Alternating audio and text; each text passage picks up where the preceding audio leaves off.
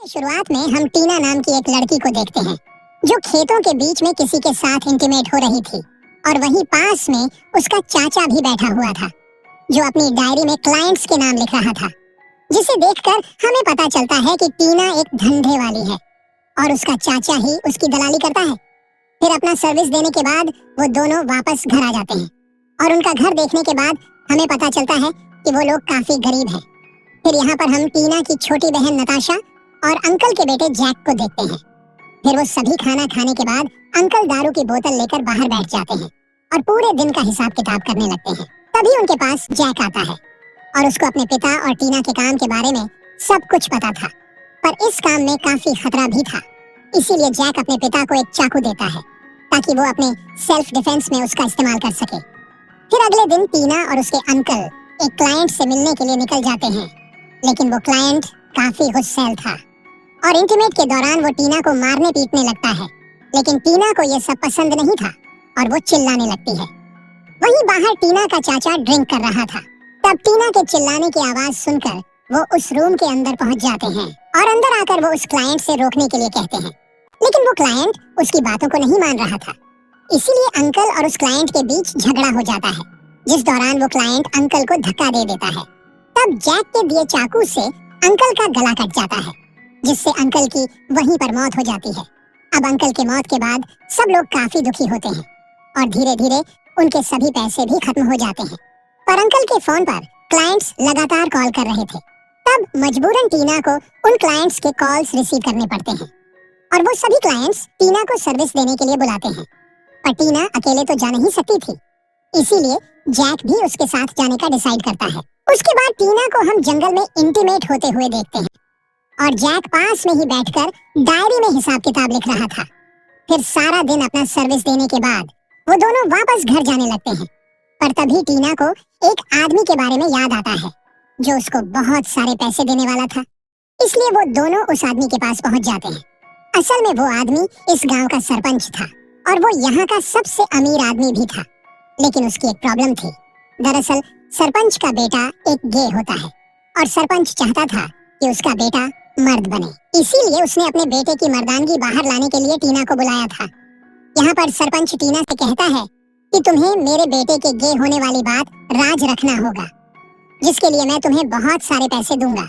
उसके बाद टीना उसके बेटे को लेकर एक कमरे में आ जाती है, लेकिन यहाँ पर वो टीना के साथ इंटीमेट होने से मना कर देता है, जिसके बाद वो दोनों एक प्लान बनाते हैं और प्लान के अनुसार टीना जोर जोर से आवाजें निकालने लगती है, जिससे सरपंच को लगता है कि उसका बेटा अब मर्द बन गया है। फिर सरपंच से पैसे लेने के बाद वो दोनों अपने घर आ जाते हैं। फिर धीरे धीरे टीना के सर्विस देने वाली बात पूरे गांव में फैल जाती है, इसलिए गांव के सभी लोग उसके साथ इंटीमेट होने के लिए आने लगे थे और अब उन लोगों के पास अच्छे खासे पैसे भी आने लगे थे। लेकिन फिर एक दिन सैम नाम के एक पुलिस ऑफिसर को उनके इस धंधे के बारे में पता चल जाता है, इसलिए वो जैक के पास आकर अपना कमीशन फिक्स कर लेता है और साथ ही सैम टीना के साथ इंटीमेट भी होता है। उसके बाद सैम जैक से अपने गे कांस्टेबल के साथ इंटीमेट होने के लिए कहता है और मजबूरी में जैक को ऐसा करना पड़ता है। फिर इसी तरह कई महीने बीत जाते हैं और जैक भी गांव के औरतों को सर्विस देने लगा था। फिर एक दिन जब जैक और टीना अपने घर जा रहे थे, भी रास्ते में उन्हें ऑफिसर सैम मिलता है और सैम उनसे अपना कमीशन लेकर वहाँ से चला जाता है। उसके बाद हम देखते हैं कि टीना की तबीयत काफी खराब हो जाती है, जिसे देखकर जैक दवाई लेने के लिए बाहर जाता है। इसी दौरान सैम भी गांव का दौरा कर रहा था। तभी उसकी नजर एक लड़की पर पड़ती है और सैम को वो लड़की काफी पसंद आ जाती है। इसीलिए वो उस लड़की का पीछा करने लगता है और उसका पीछा करते हुए वो उसके घर तक पहुंच जाता है। फिर वहीं दूसरी तरफ हम उस गे कांस्टेबल को देखते हैं जो दारू के नशे में धुत था। तभी जैक वहाँ पर आता है और वो उसको इंटीमेट होने का बहाना देकर एक जगह पर ले जाता है और फिर वो उसके वॉलेट से सारे पैसे निकाल लेता है और साथ ही वो उसके महंगे घड़ी को भी ले लेता है। उसके बाद वो कांस्टेबल से चुराए गए पैसों से टीना के लिए मेडिसिन ले जाता है। फिर मेडिसिन लेने के बाद टीना की तबीयत काफी अच्छी हो जाती है, लेकिन हम देखते हैं कि जैक ने कांस्टेबल की घड़ी को नहीं बेचा है और उसने वो घड़ी अपने हाथों में पहन रखा है। इसीलिए ऑफिसर सैम उसके हाथ में वो घड़ी देख लेता है और हाथ में वो घड़ी देखने के बाद सैम उसको चोरी के इल्जाम में जेल में डाल देता है। फिर लॉकअप में जैक उसी लड़की को देखता है जिस लड़की का पीछा सैम कर रहा था। इसका मतलब कि सैम ने उस लड़की को किडनैप कर लिया था, लेकिन उसने अब तक उसको हाथ भी नहीं लगाया था, क्योंकि सैम उसके साथ जबरदस्ती करना नहीं चाहता है, बल्कि वो उसके मर्जी से ही उसके साथ इंटीमेट होना चाहता है। वहीं दूसरी तरफ हम जैक की बहन को देखते हैं, जो जैक के वापस न आने पर काफी परेशान होती है, और साथ ही घर के सारे पैसे भी खत्म हो चुके थे और गांव के दुकानदारों ने भी उसको उधार देने से मना कर दिया था। फिर वो घर वापस आ जाती है, लेकिन तभी अचानक कमजोरी के कारण वो बेहोश होकर गिर जाती है। फिर उसकी बहन नताशा उसको जैसे तैसे करके होश मिलाती है। और उधर लॉकअप में हम जैक और उस लड़की को देखते हैं। तब जैक उस लड़की से उसका नाम पूछता है, जिस पर वो लड़की अपना नाम नैन्सी बताती है।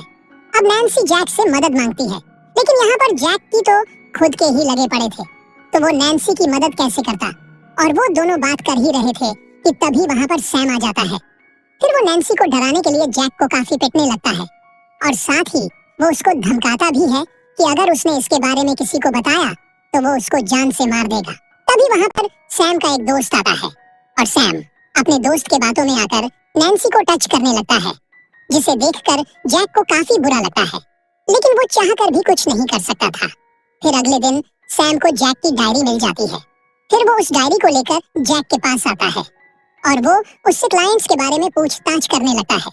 फिर वो जैक को छोड़ने के बदले में उससे पैसों का डिमांड करता है, लेकिन जैक के पास तो फूटी कौड़ी भी नहीं थी, जिसे सुनकर सैम पैसे कमाने का एक नया तरीका निकालता है। फिर वो सैम के डायरी से एक क्लाइंट को कॉल करता है और वो उसको नैन्सी के साथ मजे करने के लिए यहाँ पर बुलाता है। फिर वो क्लाइंट नैन्सी को देखकर काफी उत्तेजित हो जाता है, इसीलिए वो नैन्सी से उसको प्लेजर देने के लिए कहता है, लेकिन नैन्सी काफी जोर जोर से चिल्लाने लगती है।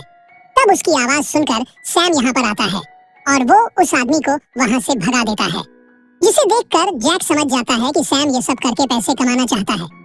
इसीलिए वो सैम से कहता है कि ये काम मैं और टीना कर सकते हैं, लेकिन इसके लिए तुम्हें टीना को यहाँ पर लाना होगा। जिसे सुनकर सैम टीना को लाने के लिए उसके घर पहुँच जाता है, लेकिन नैन्सी को यहाँ पर लाने के बाद सैम उसको भी जेल में बंद कर देता है। अब टीना को कुछ भी समझ में नहीं आ रहा था कि ये सब क्या हो रहा है। तब जैक उसको समझाने लगता है कि तुम्हें नैन्सी को सैम के साथ इंटीमेट होने के लिए मनाना होगा, और ऐसा करने के बाद वो हमें आजाद कर देगा। जिसे सुनने के बाद टीना नैन्सी को अच्छे से नहलाकर उसको तैयार करती है।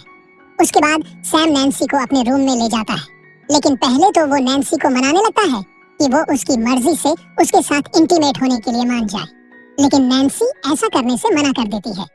इसीलिए सैम को गुस्सा आ जाता है और वो उसके साथ जबरदस्ती करने लगता है, जिससे नैन्सी काफी जोर जोर से चिल्लाने लगती है। तब नैन्सी के चिल्लाने की आवाज सुनकर जैक और टीना भी काफी परेशान हो जाते हैं। फिर सैम अपना हवस मिटाने के बाद नैन्सी को वापस जेल में बंद कर देता है। उसके बाद अगली रात सैम फिर से नैन्सी को अपने कमरे में ले जाने के लिए वहां पर आता है, लेकिन टीना उसको समझाते हुए कहती है कि नैन्सी के साथ ऐसा पहली बार हो रहा है, इसीलिए उसकी हालत काफी खराब हो गई है, और अगर तुम चाहो तो मेरे साथ ये सब कर सकते हो। जिसे सुनकर सैम काफी खुश हो जाता है और फिर वो उसके साथ वहीं पर इंटीमेट होने लगता है। लेकिन इसी दौरान टीना एक चाकू उठाती है और वो सैम का गला काट देती है। फिर वो चाबियां लेकर जैक को आजाद करती है। तब गुस्से में नैन्सी एक डंडा उठाती है और वो उस डंडे को सैम के पीछे घुसा देती है, जिससे सैम की मौके पर ही मौत हो जाती है। और उसको मरा हुआ देखकर नैन्सी को काफी सुकून मिलता है। उसके बाद वो तीनों भागते हुए अपने घर जाते हैं और अपना सारा सामान पैक करके वहाँ से निकलने लगते हैं। इतनी ही देर में उस सरपंच का बेटा भी कार लेकर यहाँ पर पहुँच जाता है, क्योंकि वो भी अपने पिता को समझाकर थक चुका था। इसीलिए वो भी अपनी लाइफ को एंजॉय करने के लिए उन लोगों के साथ जाने का डिसाइड करता है। फिर अगले दिन हम उन पांचों को किसी दूसरे गांव में देखते हैं। यहाँ पर जैक और नैन्सी एक दूसरे के साथ रिलेशन में आ जाते हैं। फिर वो चारों एक दूसरे के मदद के लिए शुक्रिया कहते हैं, और इसी सीन के साथ ये मूवी यहीं पर खत्म हो जाती है।